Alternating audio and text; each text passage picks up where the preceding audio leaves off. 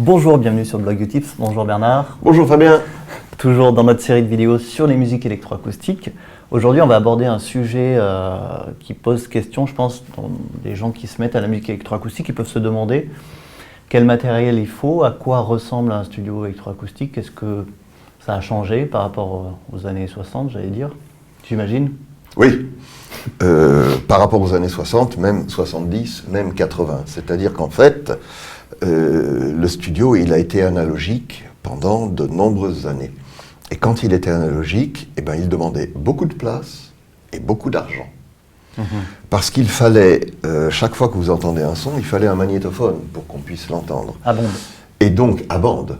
Et donc, ça veut dire que si on voulait écouter à un moment donné 4 ou 5 sons en même temps, il fallait que 4 ou 5 magnétophones puissent tourner en même temps.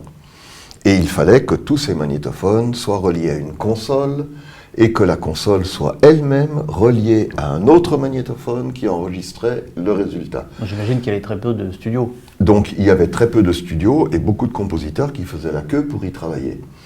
Et c'est d'ailleurs ce qui est à l'origine des grands groupes de musique électroacoustique, c'est-à-dire que lorsque ces groupes de musique électroacoustique se sont fondés, c'était des fédérations de moyens. Ces gens se mettaient tous ensemble pour constituer des studios, donc avec un grand nombre de magnétophones, la console, une écoute, et puis toutes les machines périphériques, les chambres de réverbération, les chambres d'écho, etc., etc. Et puis, chambre de réverb physique, c'était... Chambre de réverbération physique. Ça prenait énormément de place. Ça prenait de la place, parce qu'une chambre de réverbération, c'était une grande plaque de tôle qui faisait 2 ou 3 mètres carrés, qu'on devait mettre dans la pièce à côté pour qu'elle ne résonne pas à n'importe quelle porte qui claque ou n'importe quelle conversation. Et voilà, tout ça était un petit peu lourd. Et puis, le matériel numérique est arrivé et toutes ces machines que je viens de décrire, on les trouve maintenant dans un seul logiciel. Et tout ça, ça rentre dans votre petit ordinateur portable. Donc le studio électroacoustique, maintenant, c'est une chose, d'une part, très simple, et contrairement à ce que beaucoup de gens pensent, c'est une chose extrêmement économique. Parce que finalement, c'est le même ordinateur que vous utilisez pour regarder des films à la maison, pour classer vos photos, etc. etc. Après, il faut quand même une carte son et puis une pièce quand même pour travailler, non? Alors, surtout, il faut, à partir de là, maintenant dans la musique électroacoustique, l'ordinateur est au milieu et le logiciel est important, mais c'est peut-être pas la pièce, pour moi, la plus importante.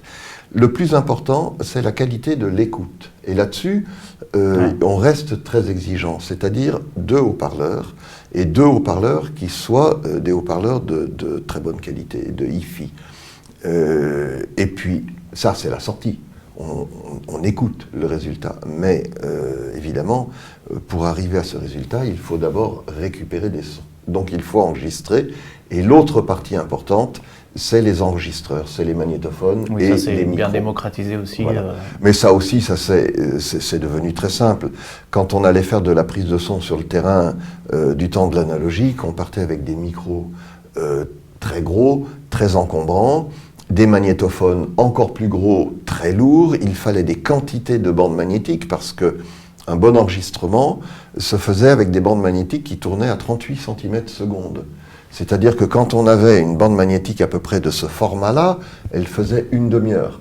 Elle coûtait très cher et il fallait tout de suite la changer. On avait très peu d'autonomie et puis il fallait avoir des sacs à dos pleins de batteries et des choses de ce type-là. Maintenant, il y a des tas de petits appareils qui coûtent 3 fois rien et qui ont les micros intégrés et qui vous font des prises de son superbes. Donc j'imagine qu'il y a beaucoup plus d'œuvres maintenant, parce que c'est plus accessible. Alors on pourrait dire ça, en tout cas ce qui est vrai aussi, c'est que la musique électroacoustique, elle s'est développée dans toutes sortes de directions qui n'existaient pas à l'époque. Du temps de l'analogique, les compositeurs travaillaient dans la perspective de faire des concerts de musique électroacoustique et éventuellement de faire des disques et un petit peu de radio. Maintenant, ces mêmes compositeurs travaillent dans les milieux des arts plastiques, ils font des choses pour des musées, ils font des choses pour l'ordinateur, pour l'Internet, ça part absolument dans toutes les directions. Et il y a des genres complètement nouveaux, comme la poésie sonore, par exemple, qui se sont énormément développés ces dernières années. Donc pour revenir au studio, Mac, PC, des bonnes enceintes, un petit enregistreur, et voilà. et de l'énergie et une bonne écoute. Mais une bonne oreille. Bernard, merci. À bientôt. À bientôt.